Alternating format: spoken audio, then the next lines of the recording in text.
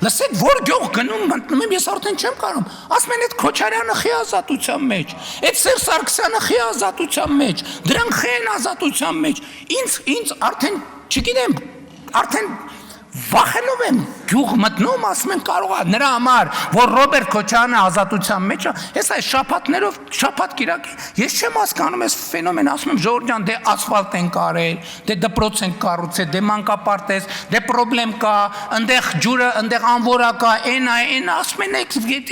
մի ծրի, Ռոբերտ Քոչարյանը ինչի է ազատության մեջ, չասեմ, չեն ասում Ռոբերտ Քոչարյանը, չեմ ասում ինչ են ասում, ասում են Սերժ Սարգսյանը ինչի է ազատության մեջ, այն մեկը ինչի այլ են անուններ տալիս։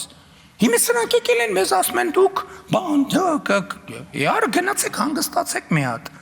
Եվ հա, բայց ես էլի չեմ ասում, որ այսա մենք բռնող չենք ժողովուրդ։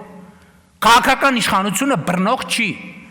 Մենք պետք է պահանջենք իրավապահ դատա իրավական համակարգից լինել համապատասխան իրավական պետությանը դատա իրավական համակարգ։ Իրանք էլ են մեզ պրովոկացիա ենթարկելու, որ գնանք աչուցաղ բանի մեջ, խուճապի մեջ ում ասես բռնենք։ Դե ժողովուրդն էլ պահանջում է, բայց ամենայն հարգանքով Հայաստանի Հանրապետությունը իրավական պետություն է։ Մամուլի հրապարակում բայց 100 հատ մամուլի հրապարակում է, հենա երկուսն է պարապ են,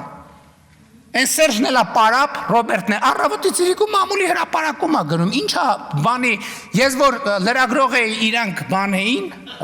էդ ինչա,